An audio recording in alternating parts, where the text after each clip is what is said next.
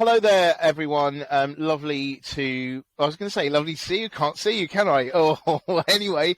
I hope everything is well with you and that you're all coping with the heat. I know that I'm wearing the same T-shirt as I did last week, but don't worry for any of you that are of eagle of eye. That this T-shirt has indeed been washed in the interim period. But obviously Ralph is wearing a different T-shirt, as he does a different one every week. But I just like this one because it's kind of, it's quite thin for a day like this, which I like. But anyway, less about my T-shirt. How are you doing, Ralph? Oh, yes, very good. Hey, Peter. Thanks Good, for having good. me back. As you commented Brilliant. on my T-shirt, it's actually brand new. I got it from the Oh, outlet mall, and it's Hackett.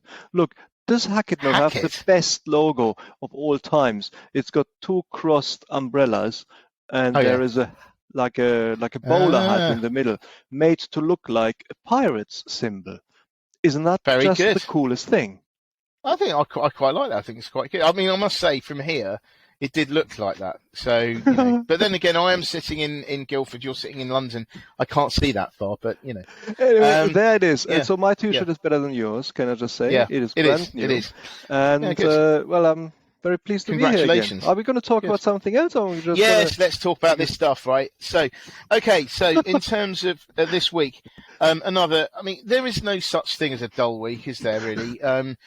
So anyway, this week we're going to be talking about a number of things. So we're going to be talking about populism, cost push inflation, and we're going to talk about one of my favourite subjects at the end, which is Peloton. But anyway, I think Ralph brilliantly sums it all up, and we're going to be looking at the theme of unintended consequences with regard to all three of those areas. So I think let's just talk about the first one in terms of populism.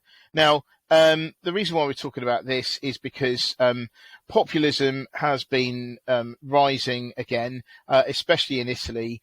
And what this has led to Prime Minister Mario Draghi losing an important vote during this week. Because the Populist Party Five Star, not to be confused with the 80s group, pop group, but Five Star decided to, put their, stick their oar in and not play ball, and as a result, they lost the vote. And Draghi offered his resignation, which President Sergio Mattarella did not accept. Which is unsurprising because Sergio Mattarella is the one that invited Mario Draghi to be Prime Minister in the first place, because Five Stars guy Giuseppe Conte, I hope you're all following this, did such a bad job and everything was falling apart in the first place. So anyway, I think it would be fair to say that Mario Draghi, who is often referred to as Super Mario, not because of his plumbing skills, but because of the way that he is able to bring lots of people together and everyone listens to him. He's been a very calming influence on the Italian economy since he's been in. And I mean, we even saw quite recently where it looked like he was going to leave being the prime minister and become the president, and everyone was panicking about that. But when Sergio Mattarella said it's all right, I'll stay, and Draghi stayed on, everything calmed down again. I mean, it's just a measure of how respected he is. So anyway, populism, came to the fore here. But what do you think about this, Ralph? Well, yes, indeed. I mean, I have probably less to add than you think, because your political analysis was brilliant. I didn't know who the people involved were. Yeah. No, but just joking aside, I think this all came to a head, amongst other themes, because of the attitude to taxation. Because a populist view, and that is of course part of the five-star party view here, is that you need to cut taxes in order to ease the burden on the population, which is generated obviously through the cost of living crisis, which we all know about because we talk about it every time. And it's not just a question of Italy, it's not just a problem for Italy, it's a problem for everybody. Nevertheless, the dynamics are also very similar in every country. It's just in Italy, it's now coming to the fore in terms of basically a party split. And the situation is that well, we call it populism here, you and I, because politicians are just basically promising the population what the population wishes to hear. I mean, if you are a person like anybody, like you and me, obviously I would like to have taxes cut so that I can actually ease the burden of the cost of living crisis on my discretionary income.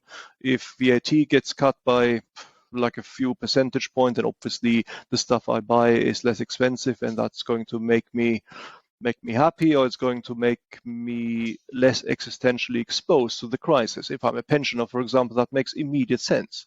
And because it makes sense, it is such a treacherous thing. You will vote for that because you want to get through the winter, and you as a citizen are of course not concerned about the wider welfare of the economy.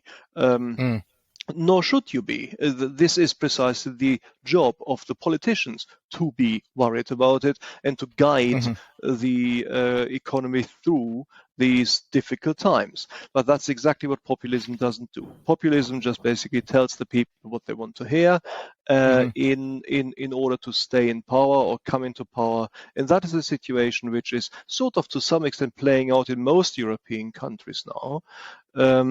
We've seen Macron lose his majority in parliament, and that is of course a problem as a case in point. And we are going to talk also about the UK in this context a little bit later.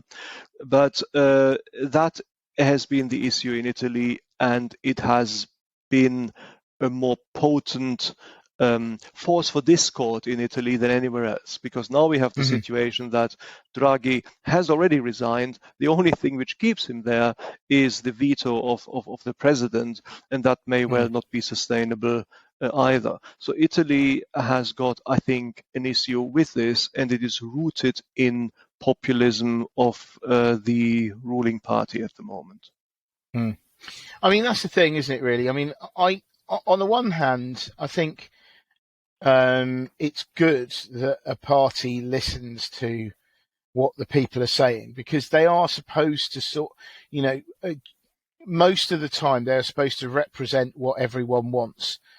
But I think on some of the other times, they've got to make the hard decisions that probably aren't very popular, but need to be done, or need to be made.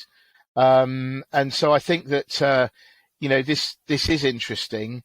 I don't know where it's going to go, but I think the thing is that Italy has long been seen as a bit of a political and economic basket case. And when the problem is that it is such a big economy within the EU, that, if bad things happen to Italy, it could well spread, and that's something that obviously everyone wants to avoid.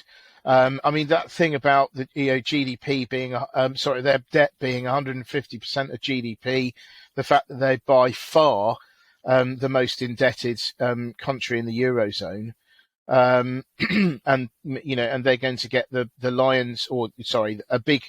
biggest portion of the sort of post-COVID recovery fund. I mean, it needs to sort itself out, really, and it needs to make sure that its political situation stays stable. Otherwise, they're not going to get access to this fund. I think it's something like 29 billion euros. And if they don't have certain things in place, they're not going to get it. And that's just going to make their problems even worse. Yeah, that's right. And it will depend on to which extent Draghi will be able to explain these dynamics and bottlenecks to his party. But of course, he will have tried to do that. Otherwise, he wouldn't have resigned. So the very fact of his resignation is very grave news indeed, because it sort of highlights exactly that he thinks he's at the end of the road. He can't actually talk to his party anymore. On one just point, which isn't commercial, just picking up something you said. Yes, I think you're right. I mean, obviously, parties should listen to what the people want, but they need to interpret how to deliver what the people want. So, in other words, Yeah. what is it that the people want? I mean, this is the treacherous thing. I mean, speaking about me personally now, I want the cost of living crisis to ease. I Yeah. want to be able to buy my Hackett T-shirt at Hackett and not having to go to the outlet mall for it. So yes, if VAT were to decrease, I would be happy. But I shouldn't be, because I will pay for it later. I pay for it in several years' time when we see inflation is not coming down, is doing exactly the opposite. And this is beholden on the politician to have integrity and tell the population that the way to achieve what they would like to see, let's pick out easing of the cost of living crisis, will have to be delivered in the long run at the expense of short-term cost. That's what integrity sounds like. And populism is exactly the opposite. Populism, I would say, is exactly not listening to what people want. It's more listening to what you as a politician want and then promising to deliver something to the people which you can't. And that's the issue, and we see this playing out in Italy currently in a most dramatic fashion, unfortunately. And integrity, of course, is something that applies in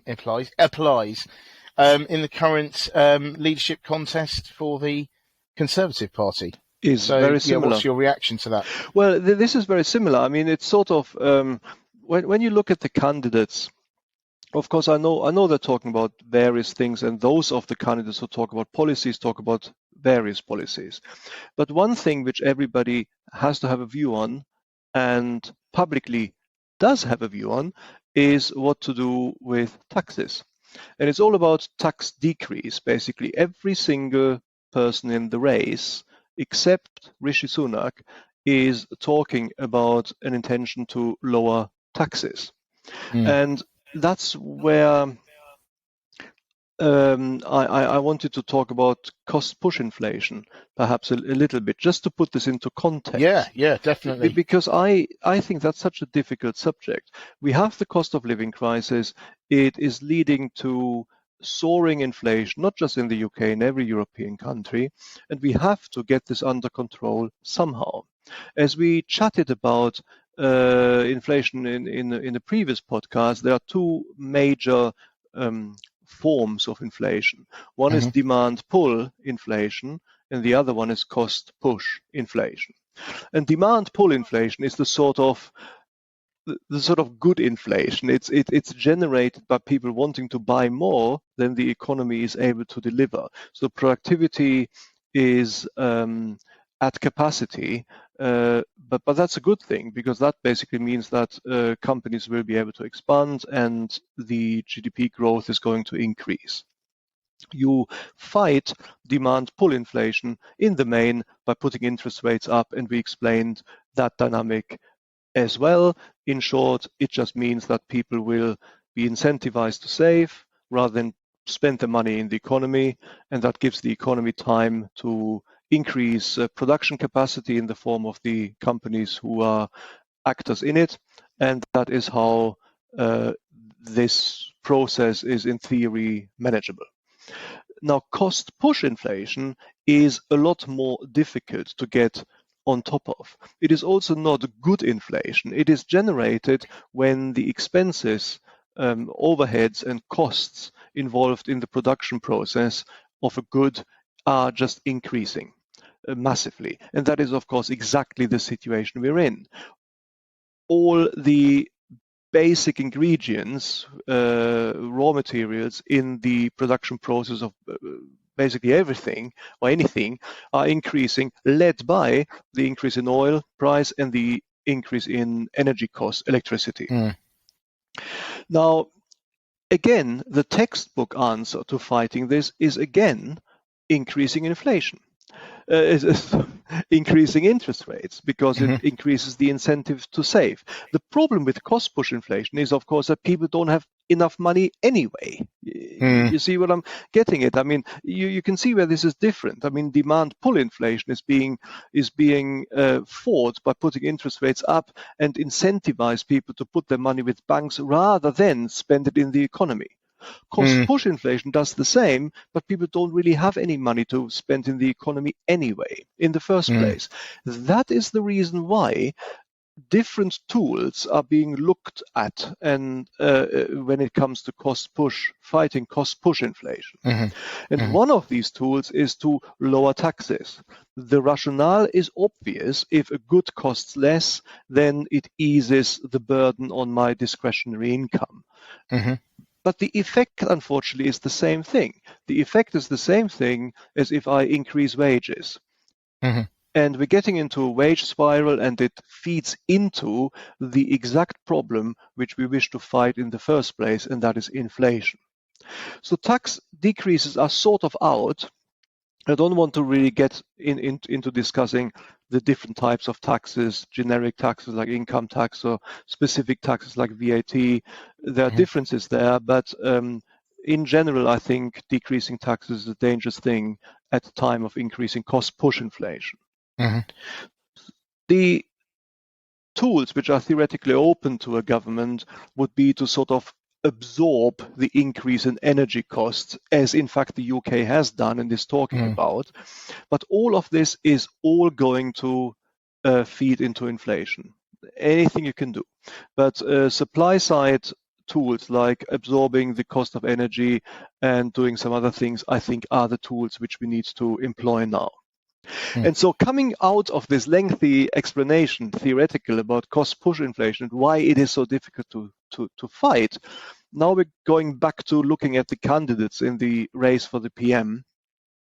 And of course, we see that all of them, with the exception of one, with the exception of Rishi Sunak, are basically favoring some form of tax reduction. And going back to our theme of populism, I think this is populism just as much as the dynamics we have been observing in Italy. Liz Truss and Penny Mordaunt, even Tugendhat, who is sort of just right of the center, are all talking about lowering income tax, lowering VAT, etc. And nobody appears to think about how that ought to be funded and what the impact of on inflation is. So I think this is a populist attitude, and Rishi Sunak, I think, is occupying the opposite side. He's basically saying, well, we cannot do that. We have to allow a situation where we fight inflation in the long run, and currently this is going to unfortunately mean that there's going to be some pain which we have to shoulder. And I think he is going to employ supply side tools in order to fight cost push inflation, as he has already done. If you think about the whatever that was called, you got like 10 quid for any restaurant bill. Eat for the world, or whatever it was called. I can't remember. But anyway, so final comment on. Yeah, I know. Yeah. Eat. There was something, wasn't there? It was like a cool title.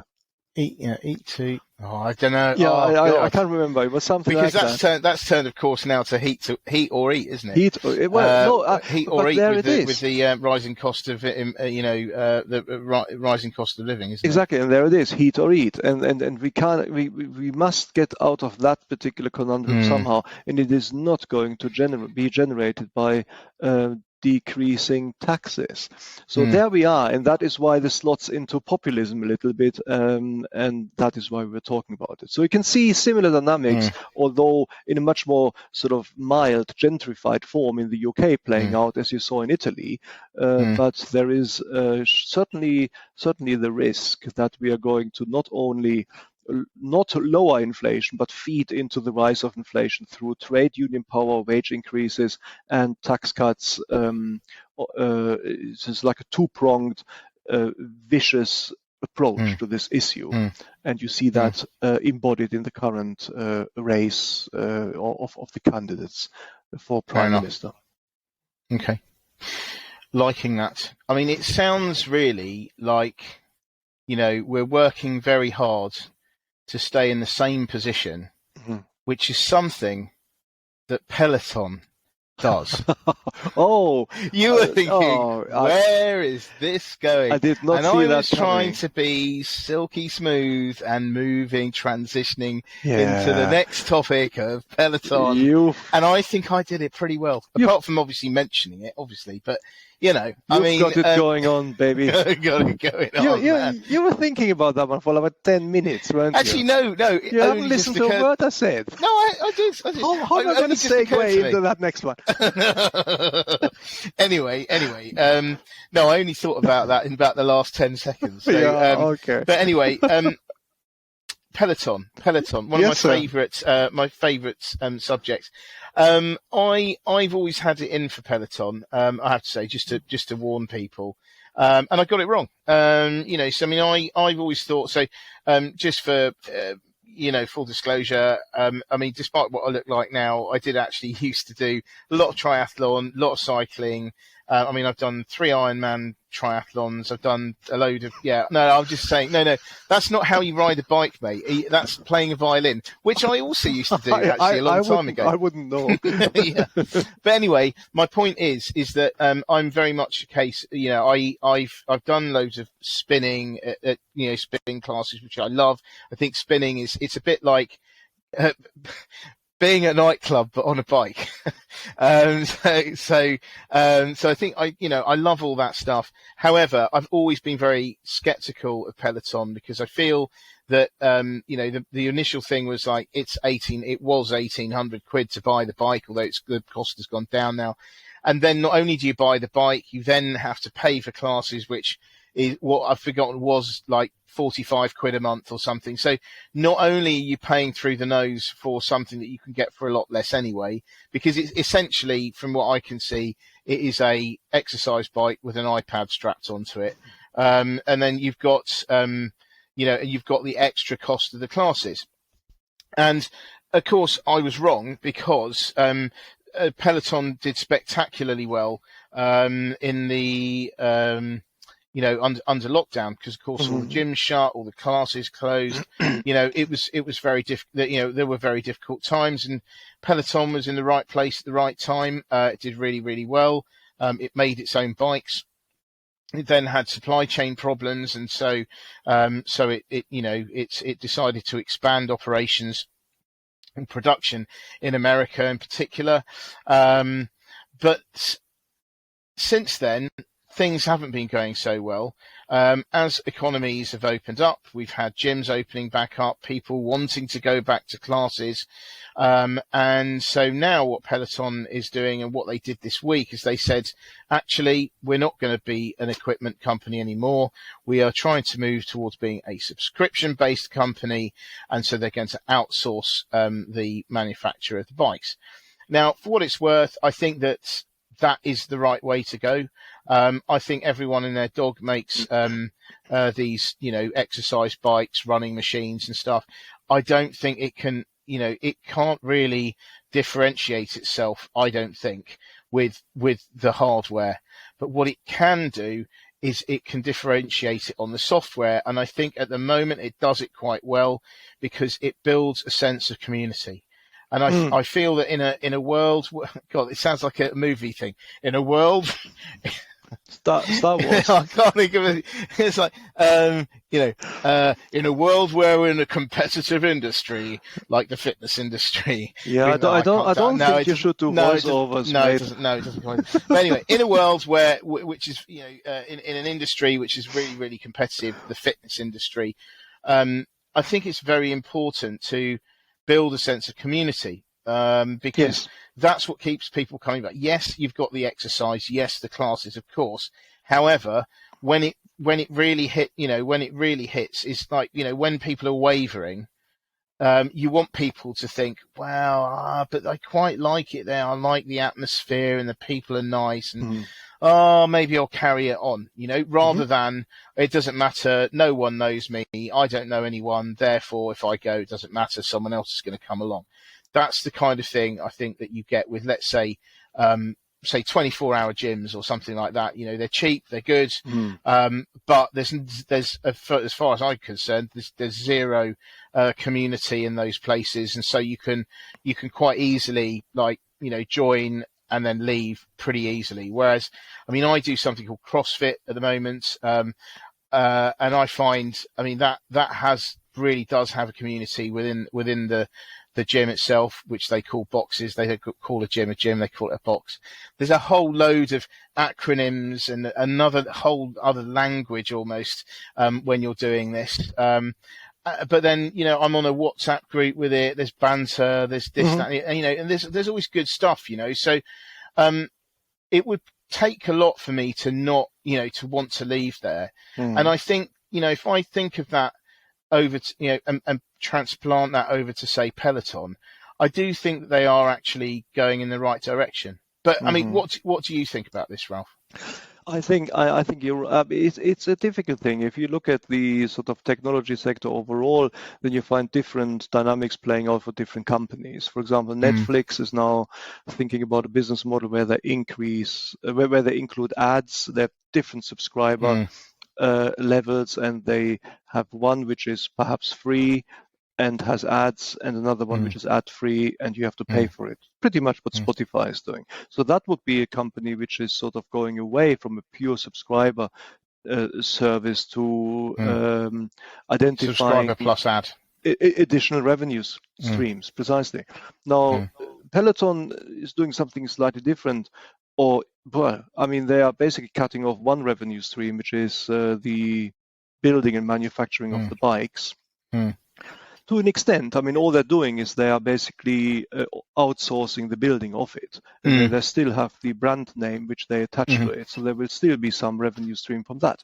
But obviously, they're reinventing themselves to a service provider, basically, and it's going to be the sustainability of it is going to be rooted in the uniqueness of the content which they're going to be able to produce.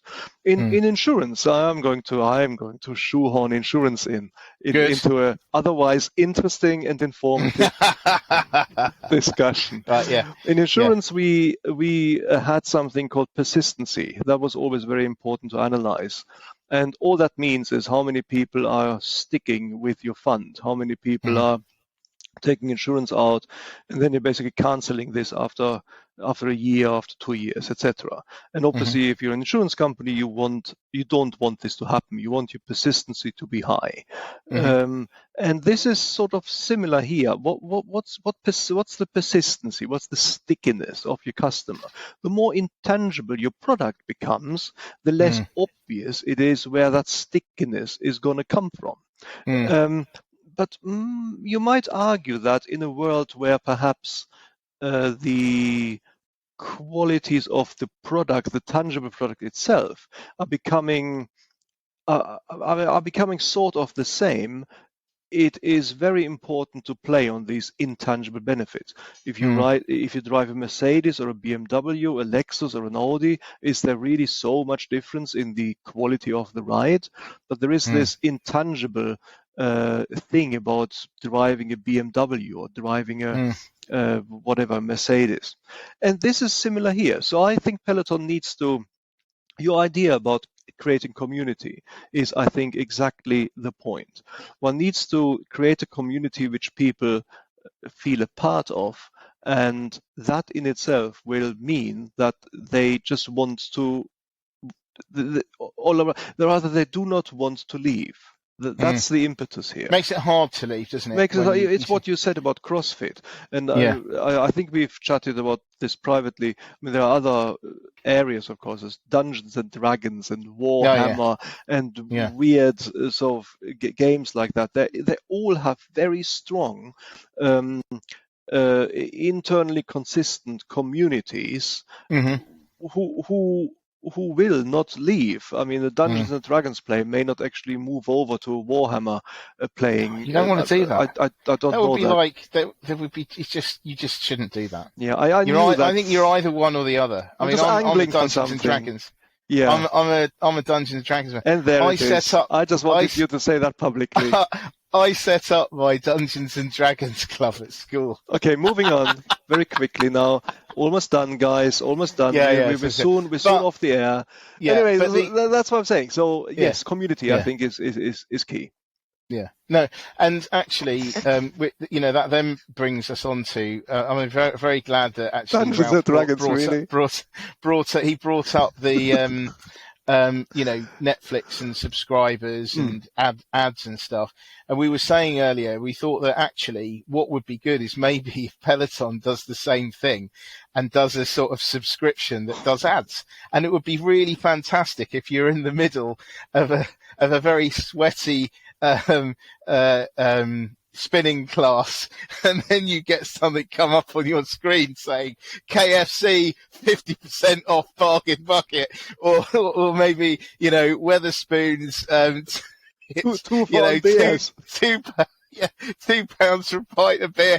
And I mean the number of people who could potentially sort of go, as they're sweating it onto the screen, thinking, yeah, that sounds good. I mean, that's got to be a winner, surely. I mean, maybe actually, if anyone from Peloton is listening into this, I was just going to say, don't wait for an offer from the marketing department from Peloton. Yeah, I don't know, that could work. It'd be like, people be like, just at their moment of weakness, you see like a, like a pint, £2 a pint or a burger. I mean, it would be brilliant. I remember actually, this is years ago now, obviously, when I was doing a lot of cycling and stuff. I remember, when I was going up mountains, obviously we're doing Tour de France now. When I was going up the mountains and I was in all sorts of pain and nightmares, what I used to do, I was on the drops of the bike, and I'd be imagining a hamburger right there, right, just a little bit in front of me, and just thinking, when I get back to the UK, I am going to have one of these. It could be floating in midair in front of you. That's a possible application of the metaverse. There we are. Amazing. Excellent. In the metaverse or you could perhaps have a carrot dangling in front of you. Well, that's not quite so. I mean, that would be healthier, clearly, but not quite as appealing. That doesn't work. No. Okay. Anyway, very good. On that note, on that useless piece of information. And I think quite frankly, viable business stroke marketing idea. I think that we'll have to end it there. But anyway, thank you as always, Ralph. Always brilliant to have you on here. We'll be. Oh no, we won't be back again next week. Will we? Well, we will. We will be back next week. Yeah. But anyway, thank you very much indeed. Cool. Any other gems to share at all? Not at the moment. I'm having my knee operation next week. So anybody who wishes to revel in self-pity with me, you're all welcome. Or you can send me a special promotion of like a 2 for beer at Weatherspoons or something. Yes, exactly. Okay, no, nothing else. Nothing else. Just always a pleasure being on the show. Thank you for having me. Thanks, mate. Okay, Bye. Cool. Bye.